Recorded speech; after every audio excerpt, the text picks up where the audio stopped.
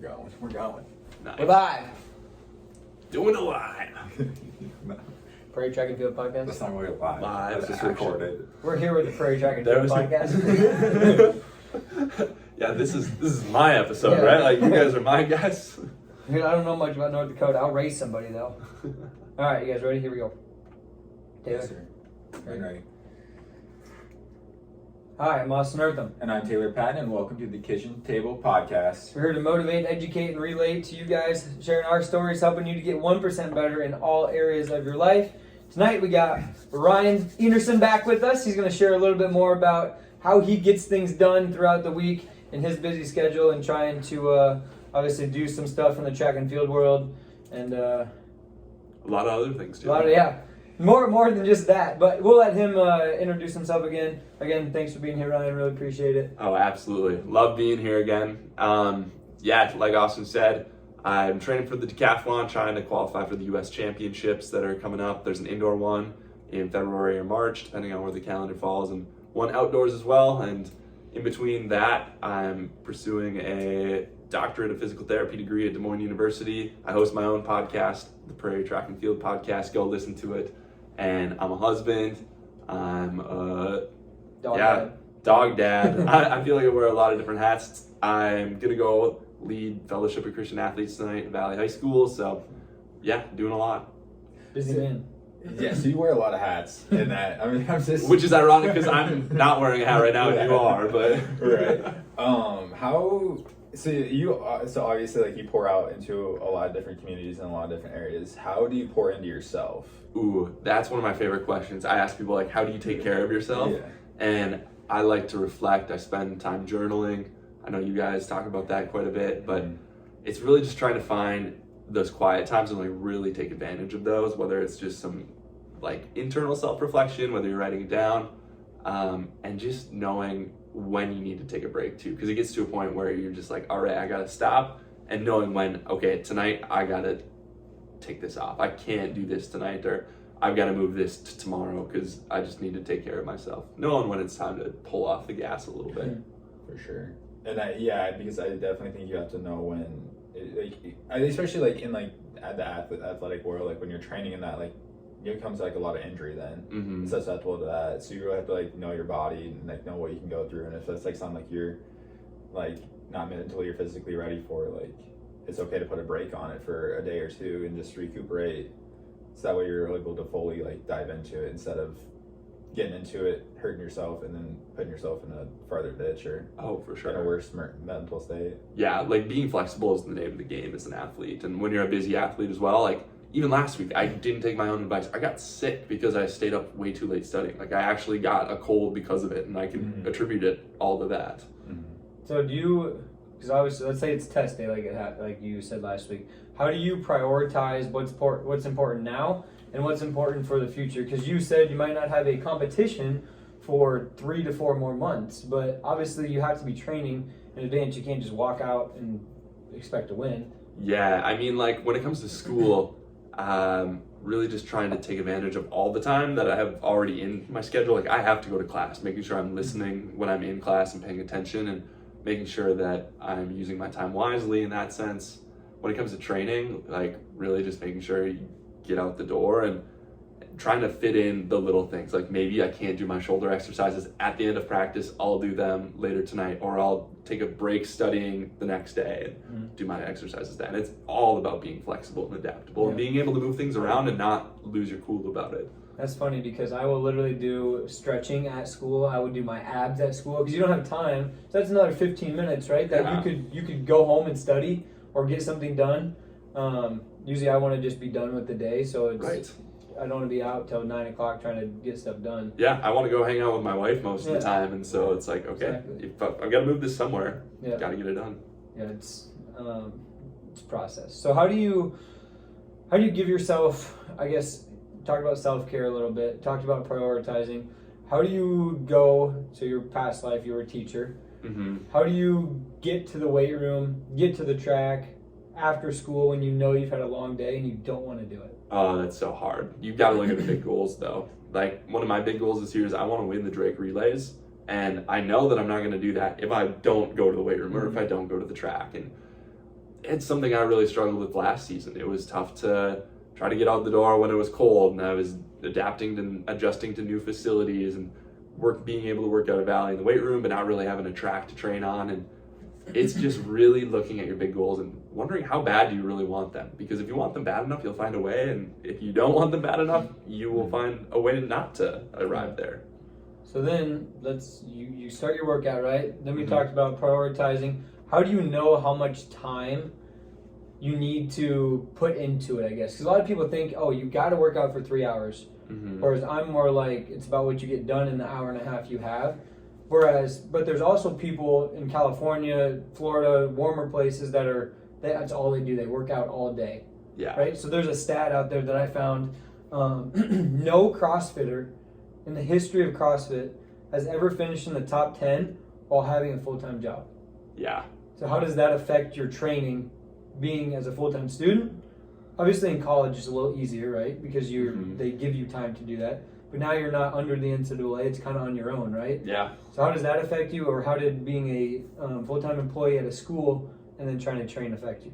Yeah, one of my favorite decathletes, his name is Curtis Beach. He just retired this last year, but I got to talk to Curtis a little bit at a meet in Dallas this year. And he said on a podcast a few years back, he was supposed to be the next Olympian, like the guy, and he never just quite panned out. He won an NCAA title along the way, was on a few USA teams, but he said if you put all your life, if your life is consumed by your sport, you're going to be left so empty if it doesn't work out.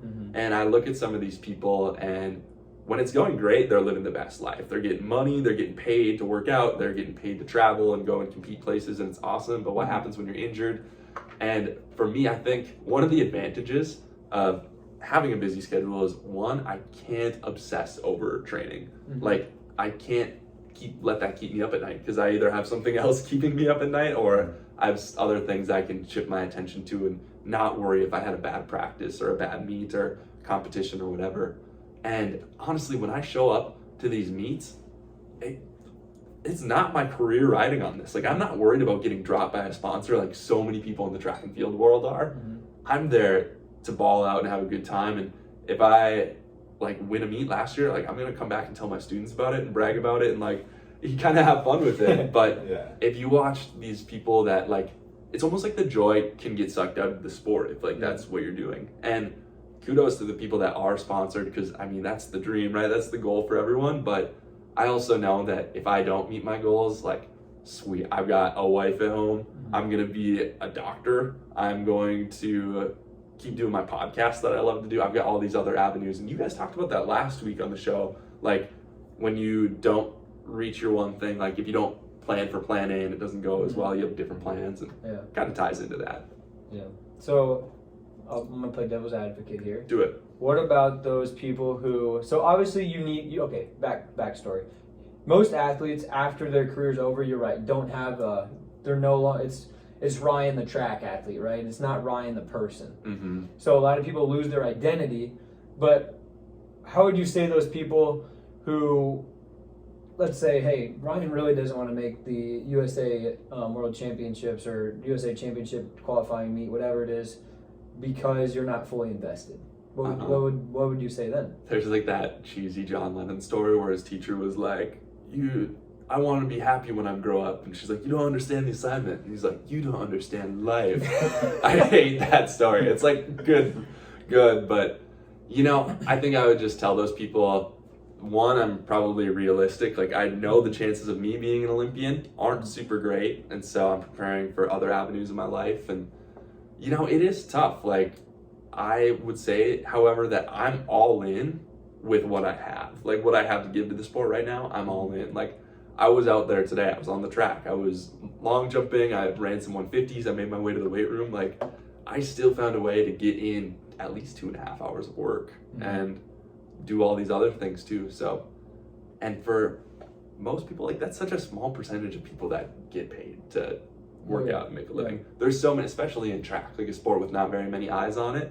So many people have to work and at least part-time to make their way. So it's, I don't know, it can be done, because there's people I watched, there's so many Olympians this year. You listen to their story, they worked at McDonald's in the morning and then trained and then went back and worked at a coffee shop in the night, or did something crazy like that. which really makes the story. I mean, it's awesome to be a full-time like training. I could spend 10 hours a day in a football facility doing rehab, watching film, eating, kicking, whatever. Mm-hmm. It doesn't matter. Yeah. Doing a podcast, it doesn't matter. I could sit in a cold tub, get rubbed out or whatever for half an hour. I could do that twice a day, no problem. Uh-huh. But then again, your life, you don't have any other life. So it's also fun to have kind of a unique story, I guess. Yeah. And not just naturally, hey, if you just do what you're supposed to do, you're going to win the 100-meter dash type of deal. Yeah. I just think there's value in finding other things to do. Right. I completely agree with that. So what's a why for you? Like why do you do what you do?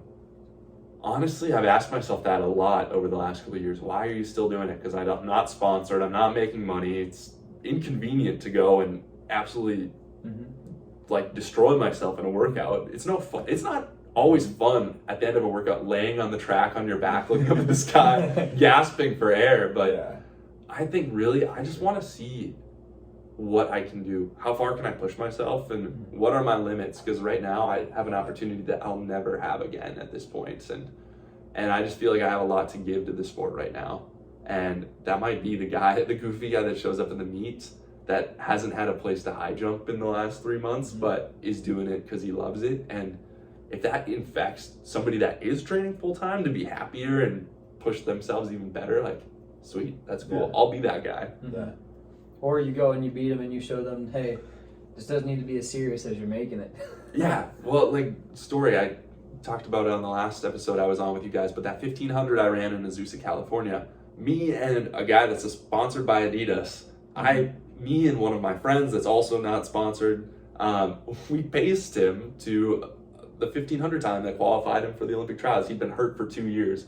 And we've got a picture. We've got a picture at the end. It's the three of us, and it's like you'd never be able to tell like who's sponsored, who is it. It's three guys that are just smiling and absolutely laughing. And I think he works a little bit, but it doesn't matter at the end of the day. Like, it's just people that if you love the sport, you should just continue to find ways to get it done.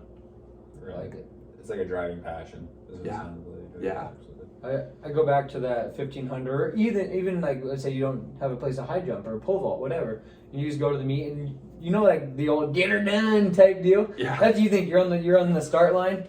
You know what? Screw it. I'm going for it. Get her done, and then boom, bowled out. I just visualize that, and again, we talked about being relentless week before. That's just a mindset of doing it and getting it done. I love that. Yeah, and I think that's so important for anybody, and not just athletics either. Like, you guys have talked about jobs that maybe people don't like a whole lot, and sometimes you just gotta put your nose to the grindstone and put in the work and hope that it reaps good benefits and great value. Or like a relationship, like you don't put time into a relationship, it's hard to really reap the benefits, and so you sometimes just have to get it done, even if it's not easy. And I think all three of us can speak to this because we all have multiple passions. They know about ours already, and then obviously, Brian, we've talked a lot about your different passions today. And I think that you can wake up and say, whoa, I have a lot to do today. Or you can wake up and again have that get her done type deal. Okay, I get to do this, and this today. Is it going to be a long day? Absolutely.